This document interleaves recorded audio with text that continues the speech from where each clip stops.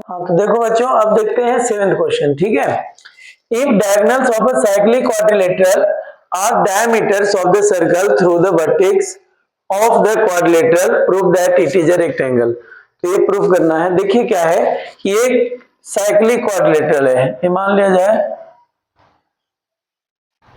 ठीक है, ये है साइक्लिक क्वाड्रिलेटरल जिसके डायमीटर इक्वल है। डायमीटर क्या है? इक्वल है। इसको मान लेते हैं बी सी डी। तो ये साइक्लिक क्वाड्रिलेटरल है। हमें पता है कि साइक्लिक क्वाड्रिलेटरल में क्या होता है, चक्रीय चतुर्भुज में क्या होता है। ठीक है, vertex the quadrilateral, prove that it is a rectangle. तो ये प्रूव करना है कि यह एक रेक्टेंगल है, यानी कि ये कह रहा है कि यह एक चक्रीय चतुर्भुज है। हिंदी वाले बच्चों देख लीजिए, और इसके जो डायगोनल है यानी कि विकर्ण है ये बराबर है, तो हमें ये दिखाना है कि यह एक रेक्टेंगल है। तो देखिए, अगर हम बात करते हैं एंगल ए, सॉल्यूशन में एंगल ए बराबर 1/2 एंगल ए ओ मान लेते हैं, तो ये हो जाएगा बी ओ डी। तो हो जाएगा 1/2 इंटू 180 डिग्री, तो ये हो गया 90 डिग्री। ये 90 अगर हो जाता है तो angle A plus angle A बराबर सॉरी एंगल ए प्लस है प्लस, ये चूंकि यहाँ पे क्यों हुआ तो हम जानते हैं थ्योरम है। यहाँ पे कौन से थ्योरम लग रहा है? 9.7 थ्योरम है। ठीक है, तो angle A plus angle C बराबर 180 डिग्री। क्यों?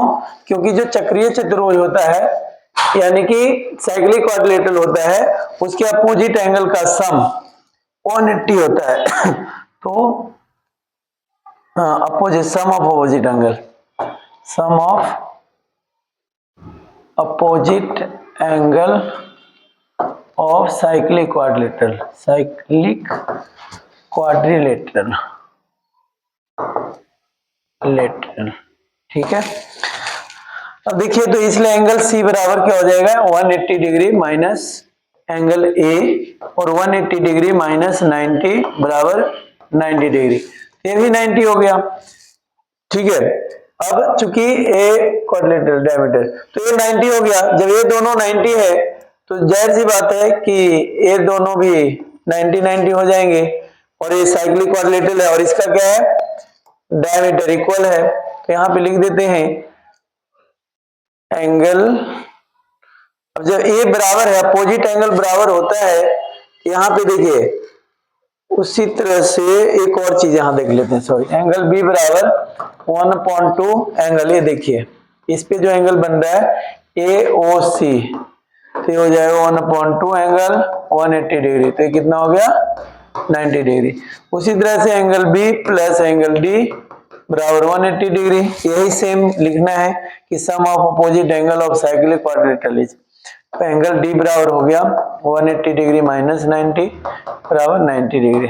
ठीक है, अब सारे एंगल 90 डिग्री है, AC बराबर BD है ही, AC बराबर BD है, और एंगल A बराबर एंगल B बराबर एंगल C बराबर एंगल D है, और 90 डिग्री है। So it is a rectangle, it is a rectangle, तो इसलिए रेक्टेंगल होगा। अतः यह